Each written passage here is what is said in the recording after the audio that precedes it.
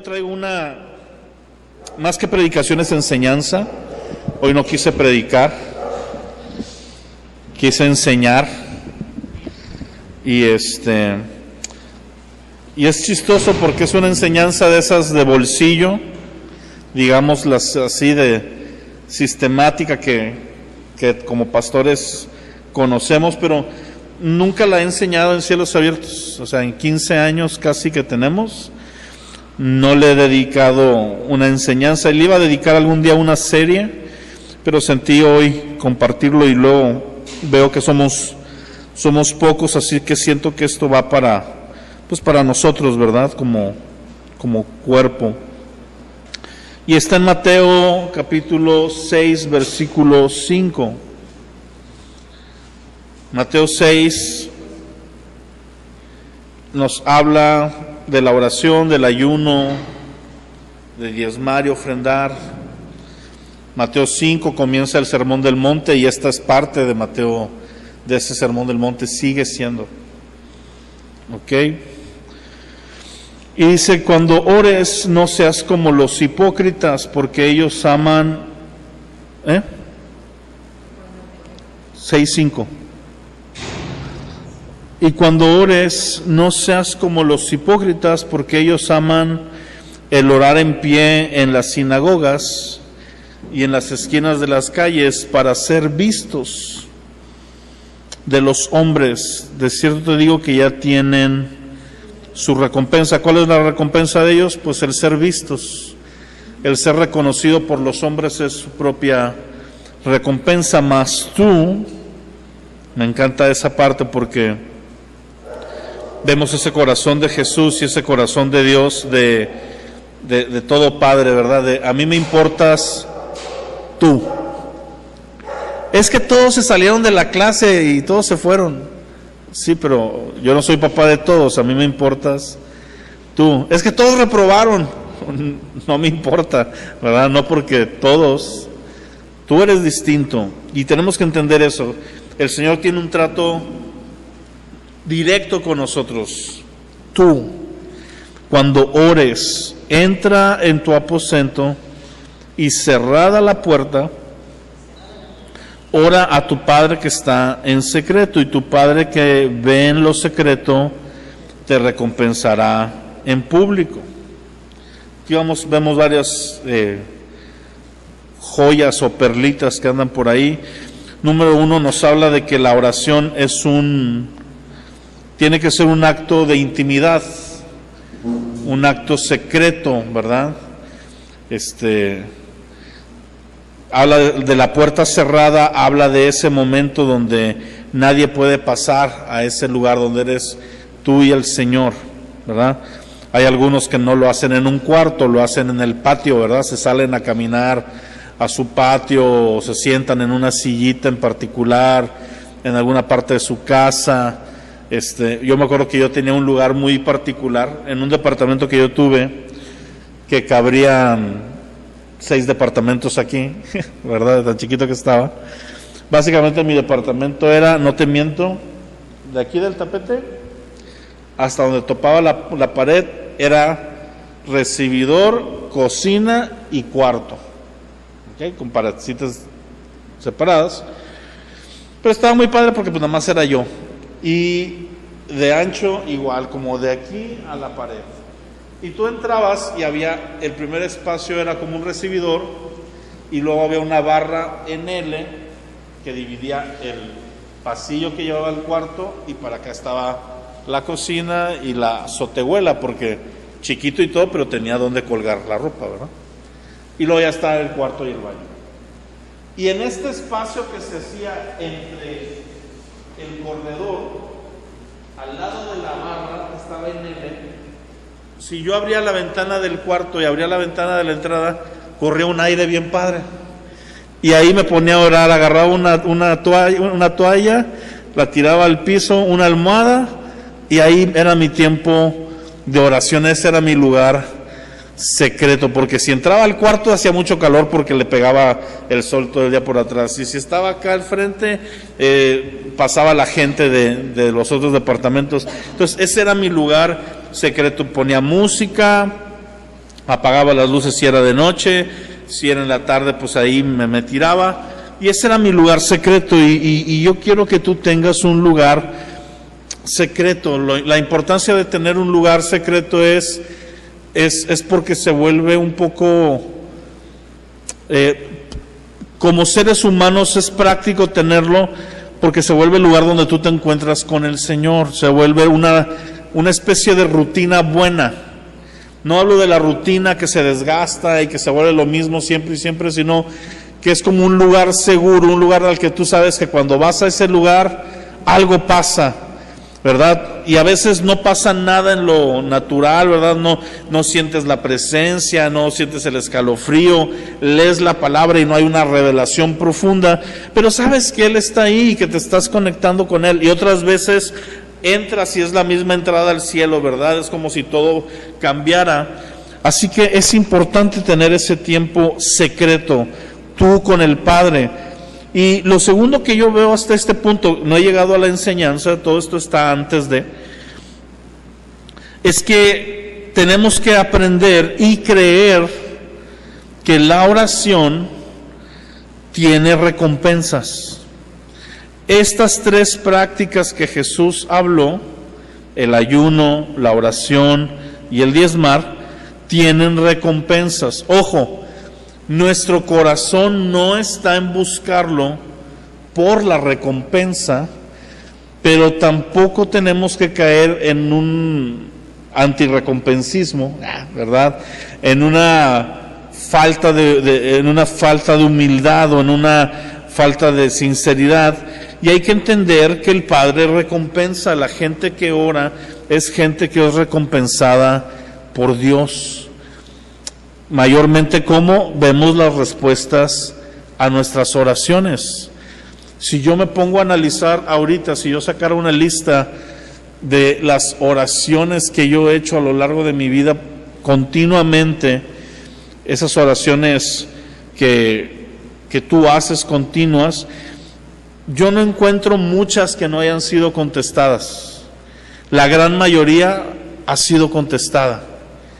Y las que no han sido contestadas, muchas están en proceso de ser contestadas.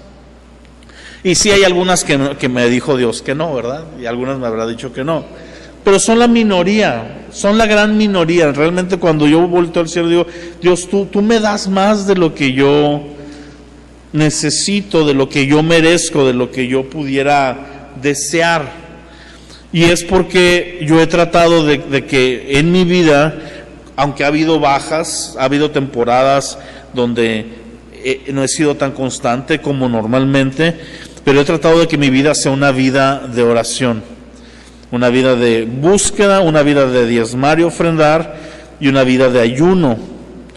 Y vemos las recompensas de parte de Dios. Ahora dice, orando, no uses vanas repeticiones como los gentiles que piensan que por su palabrería serán oídos. No se hagan pues semejantes a ellos, porque vuestro Padre sabe qué cosas tienes necesidad antes de que ustedes la pidan. Entonces está diciendo, no se trata de las palabras que usas al orar. Yo creo que todos pasamos por ahí, sobre todo al principio, ¿verdad? ¿Cómo oro?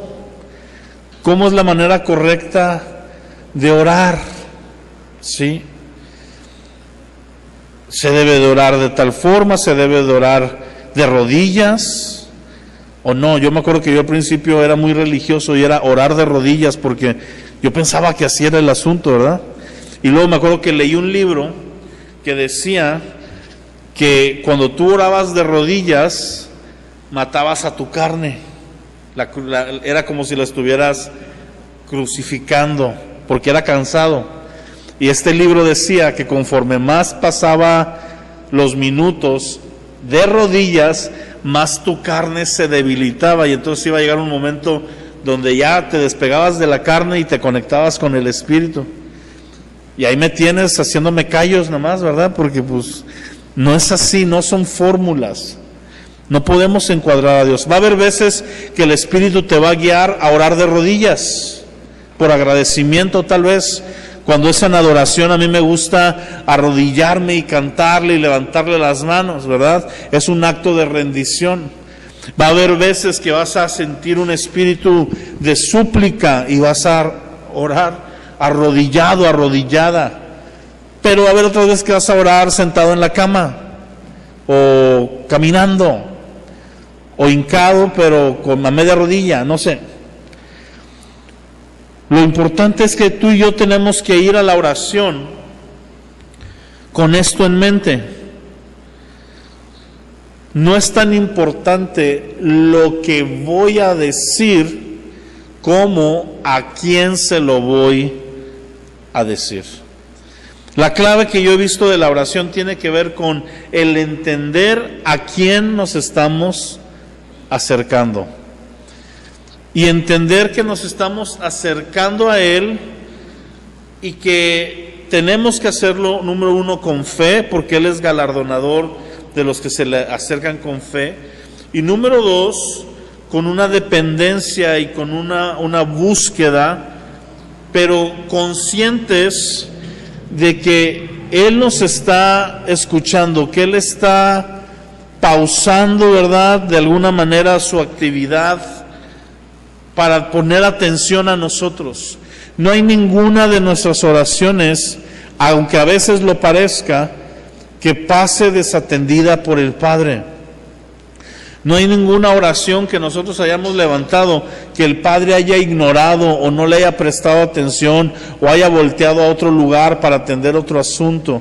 Es la bendición de tener un ser omnipresente y omnisciente. Pero número dos, cuando yo me acerco al Padre, yo tengo que acercármele conociendo esto. Él ya sabe lo que yo necesito. Amén. Yo a veces llego y a veces me acuerdo que lo hago en la confianza que tengo con el Señor. Yo no digo que sea un modelo, ¿verdad? Pero hay veces que presento mi lista de oraciones, porque he pasado por todos los tipos de oraciones. Soy de los que ya hizo una lista en un cuaderno y la fue tachando conforme Dios le contó. Ya hice esa parte. Pero me acuerdo que hubo tiempos en que yo tenía esa lista y llegaba y la abría y le decía, Dios, tú ya sabes que está aquí, y lo cerraba. Vámonos a hablar de otras cosas. Y me ponía a platicar de algo más, confiando en que Él sabía de qué tengo necesidad. Y en otras ocasiones pues me ponía a orar, ¿verdad?, a presentar peticiones. Pero la seguridad de saber que Él ya sabe lo que tú y yo necesitamos, nos tiene que brindar una seguridad de que si Él ya sabe, Él ya se está haciendo cargo. Y no está de más que lo presentes en oración.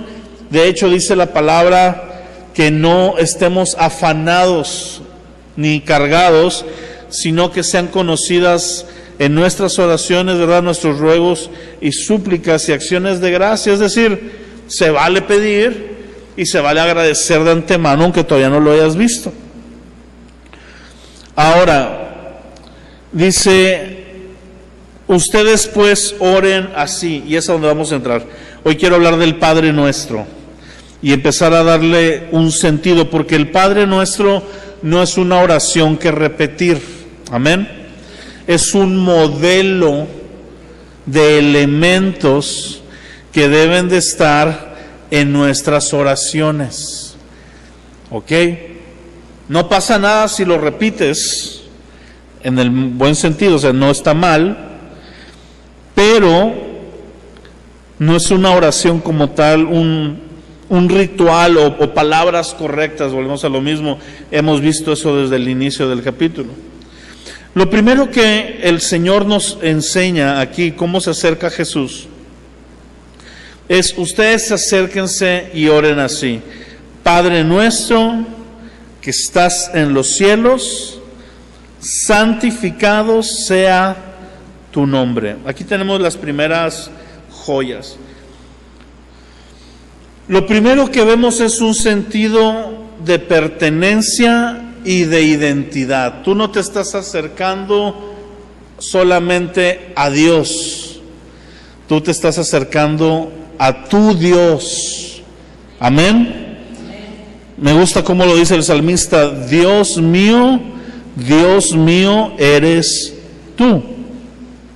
O sea, no se acerca al Dios del universo, ajeno, lejano, que tiene poder, como si tú le mandaras una carta al gobernador o al presidente municipal, que ni te hace en el mundo, ni tú a él, ¿verdad? Nunca han platicado, pero le mandas una petición así muy formal, ¿verdad?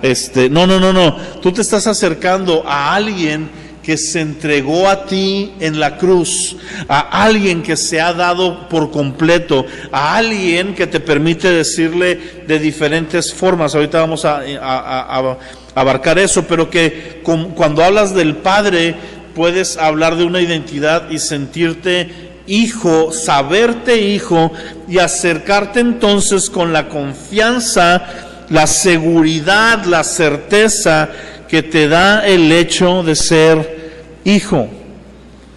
Padre nuestro, tú eres mío, Señor, tú eres mi Padre, y me estoy acercando a ti en un tono paternal, me estoy acercando a Abba, me estoy acercando a aquel que como buen Padre me sostiene, me sustenta, me da todas las cosas que yo necesito, me cuida, me protege, vela por mi seguridad, vela por mi tranquilidad, está al pendiente de mí, está al pendiente de lo que necesito. Cuando yo estoy enfermo, Él vela mi sueño, ¿verdad? Para ver que yo esté bien, porque es un buen Padre.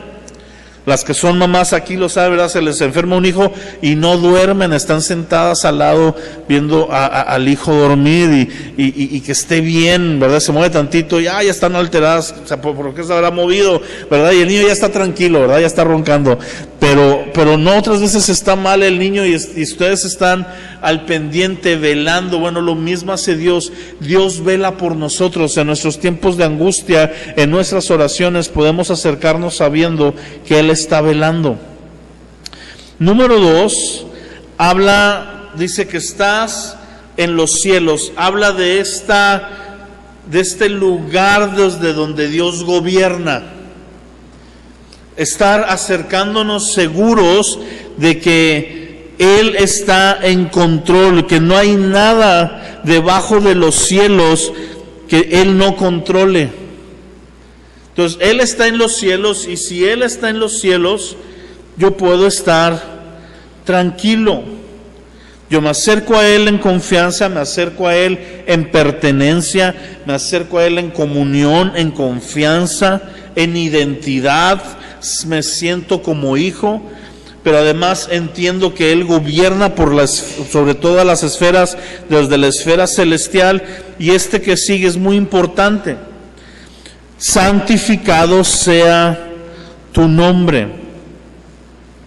¿Qué significa la palabra santificado sea tu nombre? Es que tu nombre sea llenado de honor. Vamos a honrar tu nombre. Ahora, el nombre tiene que ver ¿con qué? Con el carácter. Y aquí normalmente los pastores cristianos usamos este pasaje para dar una enseñanza de un mes de los nombres de Dios. Yo hoy no lo voy a hacer. Voy a tomar algunos ejemplos nada más. Pero es bueno que tú y yo conozcamos los diferentes nombres con los cuales Dios se presenta a sí mismo. Porque Dios continuamente en el Antiguo Testamento y aún Jesús usó nombres que representan su carácter, ¿sí? Un nombre, por ejemplo, de Dios es cuando hablamos de El Shaddai, el Todopoderoso, ¿verdad? Cuando el Shaddai hablaba, normalmente lo hacía en un contexto de guerra, en un contexto de conquistar lo imposible, en un contexto de que había algo donde se necesitaba que se mostrara el poder y la gloria de Dios. Sin embargo, hay otros nombres. Por ejemplo, cuando Abraham va a sacrificar a Isaac y van en el camino, ¿verdad? E Isaac le pregunta, ¿y dónde está el carnero? Y pues él es el carnero, ¿verdad? Él es el que van a sacrificar. Y Abraham dice, Dios proveerá. Y cuando vemos que Dios ve que Abraham va a sacrificar a Isaac y le envía al ángel, al instante dice que voltearon y se encontraron en el monte a un carnero con sus cuernos enredados en los arbustos, ahí atrapado. Me llama la atención cómo no lo vieron antes, ¿verdad? Porque pues uno no se atora de repente, ¿verdad? Ya tendría un proceso ahí. Y entonces lo agarran y hacen extra expresión y dicen, Jehová ha proveído. Pero cuando vemos el original, estaban manifestando un nombre de Dios, Jehová Jireh, que es Jehová el que provee, ¿sí? Había una canción que cantábamos hace mucho, que es muy bonita, que la canción dice, por quién eres tú, te doy la gloria, por quién eres tú, te doy mi amor, por quién eres tú, yo levantaré mi voz y te adoraré, por quién eres tú. Ese es el verso, y el coro empieza a nombrar los nombres diferentes de Dios. Jehová Jireh es quien provee, Jehová Nisi, tú peleas por mí, Jehová Shalom, mi príncipe de paz, y te adoraré, por quién eres tú. Búsquenla, es de Koalo Zamorano, si mal no, mi memoria no me traiciona. Koalo Zamorano, así como Rafa, Koalo, C-O-A-L-O, como koala, con C y con O. ¿Sí? Los despistados le van a poner Panda Zamorano, porque fue un oso, pero lo que dijo el pastor era un oso. ¿Y a qué voy? Cuando nosotros venimos a orar, si tú conoces los nombres con los que Dios se presenta, de sus atributos, que son muchos, repito, entonces te voy a dar unos ejemplos, son como que llaves en el momento de necesidad. Por ejemplo, yo cuando necesito provisión, pues no, o sea, sí, pero no voy con Jehová Shalom. Con Jehová Shalom voy cuando necesito paz. A veces se me junta porque en la angustia de no tener la provisión necesito paz. Pero cuando voy con Jehová Jireh y recuerdo que Él es mi proveedor y le santifico por su nombre y le creo, Señor, tú eres nuestro proveedor, tu palabra dice que tú provees, y aún recuerdas testimonios donde Dios ya te ha proveído a ti anteriormente. Es como si fueran llaves que en tu oración desbloquean precisamente ese atributo de Dios. Cuando yo necesito sanidad, está Jehová Rafa, o Rafá, o Rofé, como tú lo quieras pronunciar, de las diferentes maneras que hay pronunciables, pero vamos con Él pidiendo ayuda. Cuando yo quiero ser justificado, voy con mi justicia, ¿verdad? Y hay diferentes nombres que están de parte de Dios. Ahorita hablábamos Jehová Nisi, que significa mi estandarte o mi bandera, y se usa en un contexto de lucha, de pelea, de que Él es tu bandera, Él es tu estandarte, Él es por el quien tú luchas y Él es el que lucha a favor tuyo. Jesús tuvo varias, ¿verdad? Que donde Él se presenta, dice, yo soy la puerta, yo soy la luz, yo soy el buen pastor, y todas estas son figuras que nada más en el puro acercarme a orar, dependiendo de la situación en la que tú estés, puedes acercarte a ese carácter de Dios. Yo no te hablo que los recorras todos en la misma oración. Yo a veces me acerco a Dios, mi amado, nada más quiero pasar tiempo con Él y decirle que lo amo. A veces llego a acercarme a Él, a Dios Jireh, a Dios Nisi. A veces llego a Él con una con hambre, ¿verdad? Y sed de su presencia, y declaro su gloria. Entonces, pero tiene que ver con que tú tengas una experiencia con ese nombre. Tú no puedes llamarle a Dios por un nombre nada más así sin que te hayas relacionado con ese nombre. Es decir, tal vez va a ser la primera vez que lo vas a hacer, pero tienes que hacerlo no como un método, no como una figura, una forma, una fórmula, sino como quien te estás relacionando con ese nombre. Y en medio de la necesidad, los nombres de Dios se nos van mostrando. Ahora, después de esto dice: venga tu reino, hágase tu voluntad, como en el cielo, también en la tierra. Aquí hay un misterio. Di conmigo: el reino viene y la voluntad se hace. Muchos de nosotros lo oramos al revés. Señor, que se haga tu voluntad en mi vida. Y Dios dice: ok, ¿quién la va a hacer? ¿Quién va a hacer la voluntad de Dios? Es mi pregunta. En nuestras vidas. Nosotros. La voluntad se hace, el reino viene. Yo no puedo hacer y fabricar el reino.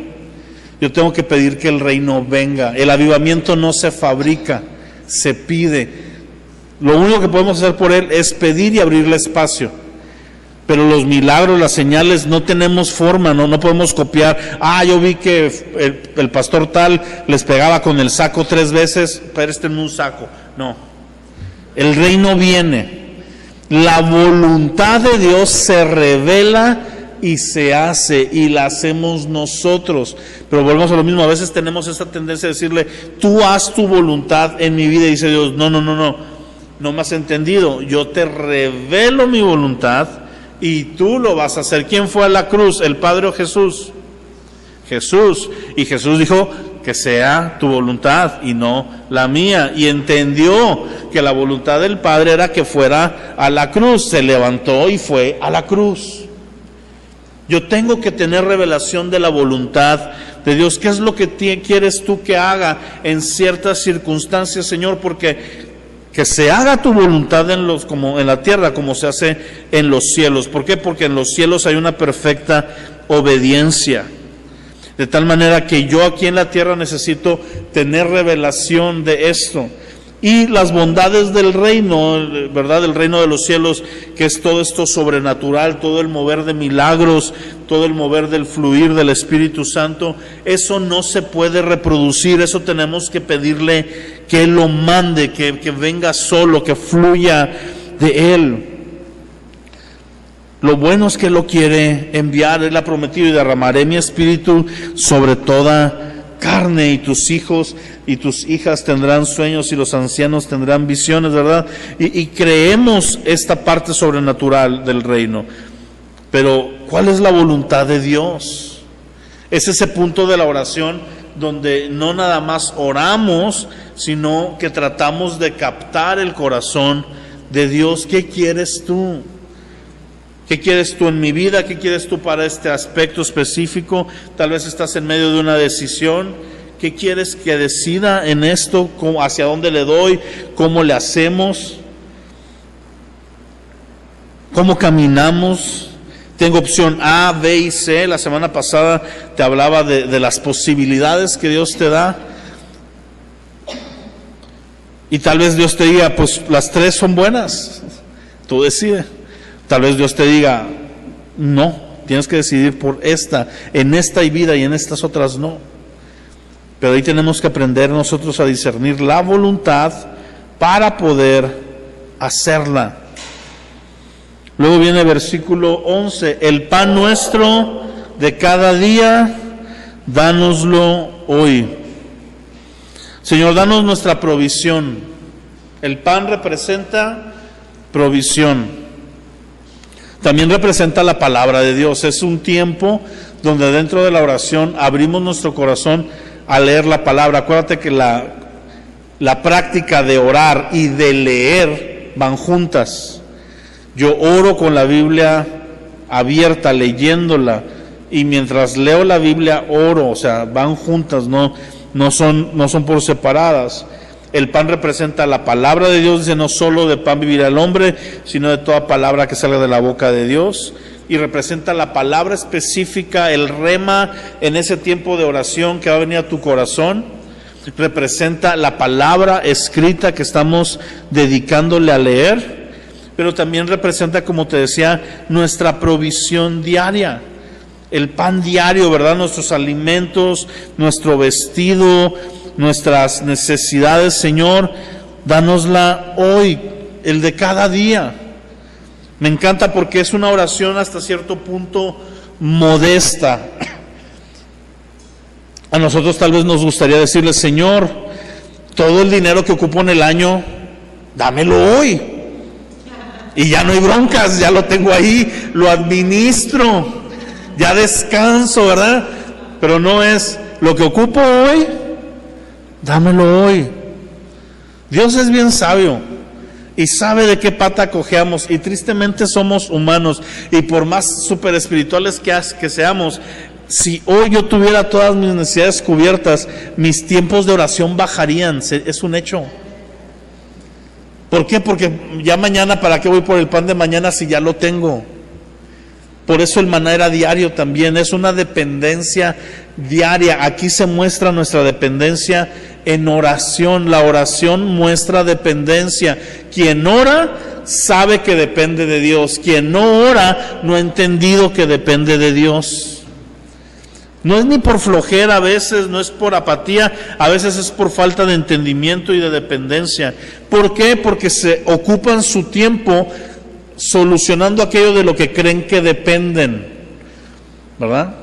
No, es que yo en mi trabajo dependo, para hacer ventas, dependo de tomar cursos y de prepararme, tengo que ir a echarme una comida con los clientes y tengo que andar visitando, y esas son estrategias y se valen.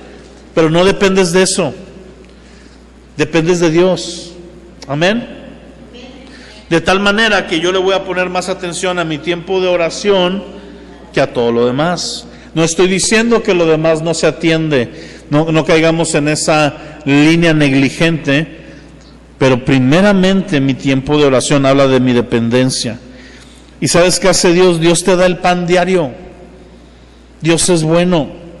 Lo que necesitas para hoy, lo tienes hoy. Cuando yo necesito, yo me he dado cuenta, yo no traigo dinero un lunes a lo mejor. O sea, traigo lo que necesito para ese día. Y el martes, ahí ando, ¿verdad? Y de repente me sale una necesidad. De repente resulta que el carro, ¿verdad? Escuchó que había dinero. Nunca hablen de dinero enfrente de sus carros. Se descomponen. Pero curiosamente, cuando sale la necesidad por algún lado, sale la provisión. Necesité un médico, una consulta, pues traía para el médico y me quedé sin para otras cosas, pero para lo que necesité traía. Y luego se cubrió la medicina, y luego llegó esto, y luego llegó aquello, y para cuando me di cuenta, ya salí de esto y ni sé cómo. Dios es bueno, amén. Y después de todo esto, viene perdónanos. Di conmigo, perdónanos. ¿Por qué vendrá el perdónanos casi hasta el final de la oración y no al inicio, como muchos lo hacemos?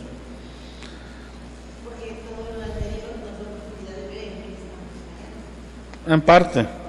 Yo he descubierto algo, porque mi relación con Dios de amor y gracia no depende tanto de mis fallas. Hay un momento para pedir perdón, pero no es con lo que abro. ¿Sí me entiendes? Y a veces cuando la hemos regado, es lo primero que aventamos por delante. Señor, ya sé que la regué. Mira, perdóname, la regué en esto, como pensando que tengo que chequear eso para entonces ser digno de pedir, para entonces ser digno del nombre, entonces ser digno de acercarme. Y no. Yo me acerco como hijo. Yo cuando me acercaba con mi papá, me acercaba, aunque lo hubiera regado, no era lo primero que se trataba. ¿Sí? Me da risa, estaba viendo un video, no tiene mucho que ver, pero me lo recordó, no sé por qué. Está un papá joven, como de unos 23, 24 años, se ve chavito el vato. Y llega la esposa está grabando a la hija y le dice, dile a tu papá, dile lo que sacaste. Y la niña le dice, papá, saqué 7. Y me acordé porque el papá se acuerda que hubiera sido yo. Le dice, 7, yo sacaba 6. Bien hecho, hija. Y le dice la otra, es para que la regañes. Pues no, pues échale más ganas a la otra hija, pero sacaste 7, puedes sacar mejor. Y uno diría, ay, qué papá tan mediocre, el 7 se lo festeja. Pero yo vi el corazón de un papá que dice, pues ahí va, puede ir mejor, sí. Yo creo que cuando tú y yo llegamos con Dios, no es que Dios no le importe, Dios ama la santidad y va a tratar el tema, pero no es lo que más le urge. Lo que más le urge es hablar a nuestro corazón, porque su amor nos guía al arrepentimiento. Su provisión no está limitada entre si me porto bien o me porto mal. No es el Dios del Islam, no es el Dios de las obras, es el Dios de gracia. Donde aunque yo sea un merequetengue, me va a venir y me va a dar mi provisión diaria. No está en juego el pan por si yo soy bueno o malo en mis disciplinas.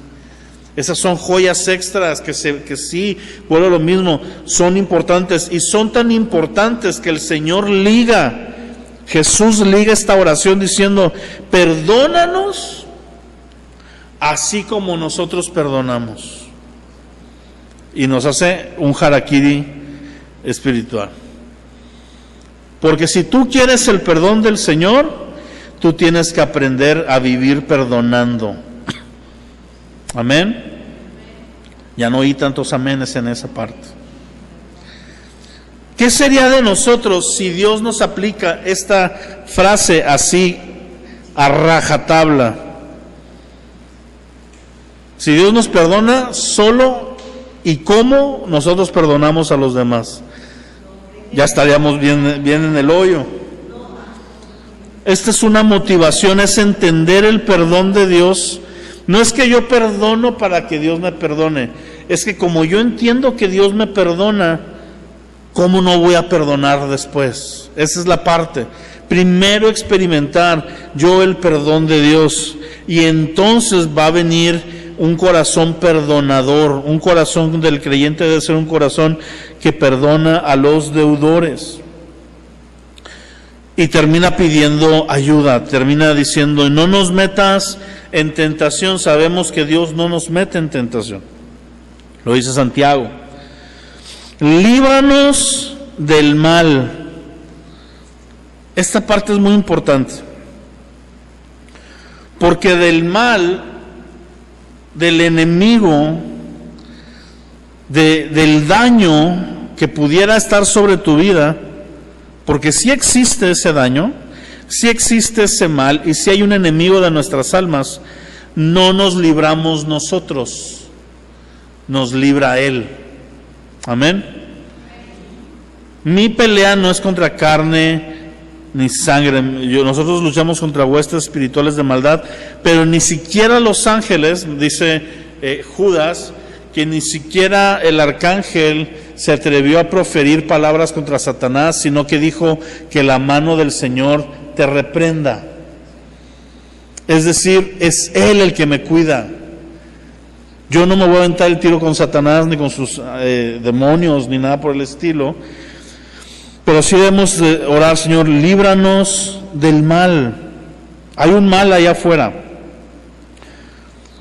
Esta es la parte de la oración donde puedes orar por tus hijos, por lo tuyo, y descansar. Di conmigo, descansar. Mira, si tú oras por los tuyos y Dios los protege, descansa. Descansa. ¿Por qué? Porque vuelvo a lo mismo, tú no estás peleándolo. Si fuera tu pelea, yo te diría, no descanses, vigila de día y noche. Pero tú no eres el que protege, tú velas y pides y clamas a Dios. Es decir, no ignoras lo que pasa, no te vale queso. Eso está bien, porque hay papás que les vale queso, por eso la indicación es que velen. Pero si ya estás velando y orando, lo que sigue, el paso siguiente de orar y de descansar, de depositar tus peticiones en Dios, tiene que ser el descanso. Porque de nada te va a servir orar que Dios lo proteja y luego estresarte porque no sabes cómo lo vas a proteger. Tú descansa en Dios. Dice la palabra, versículos más, versículos menos de este pasaje, en otro tema, ¿verdad? Que es la provisión. Pero dice Jesús, ¿quién por afanarse ha aumentado a su estatura un codo? ¿Quién? Entonces no te afanes. En cuanto a libéranos del mal, porque yo lo veo, por ejemplo, yo digo, pobre de mi mamá. Porque mi mamá vive con una psicosis de que se va a meter un viejo a la casa y nos va a matar a todos cuando estemos dormidos. De entrada yo digo, el viejo que se meta a mi cuarto y me oiga roncar va a correr. En primera, ni se va a decir, ¿qué es ese león? ¿Verdad? Pero en serio, y ahorita que está malita, de las cosas que se acuerda y dice, son esas, y las dice 20 veces en 10 minutos. ¿Ya fueron a cerrar la puerta? Yo a veces me voy y dejo la puerta abierta sin darme cuenta. No así, ¿verdad? Sino que malamente a veces se me va. ¿Pero por qué pasa eso? Porque hay una tranquilidad en mí. Y yo siento que es de la familia, porque una vez llegando, voy a balconear a mi tía, pero los primeros días que se quedaba mi tía se dormía, ponía llave y ponía una silla contra la puerta. Y yo soy de esta idea, el que se quiera meter a robar, esa silla no lo va a detener de entrada, el que quiera. Si realmente quiere, ¿verdad? Y la otra es, yo le he dicho a mi mamá, cuando estaba más lúcida mi mamá, yo le decía, mamá, dime de una sola vez que se han intentado meter. O sea, ¿por qué es tu miedo? Porque ya se quisieron meter y los viste, los cachaste, los torciste a media casa y se salieron corriendo con algo. No, nunca le ha pasado, pero es un miedo. Y bueno, lo mismo, no hablo de ser irresponsable y que te valga y que no cuides tus cosas, no, ser responsable. Pero eso habla de un miedo, eso habla de una intranquilidad, de no descansar.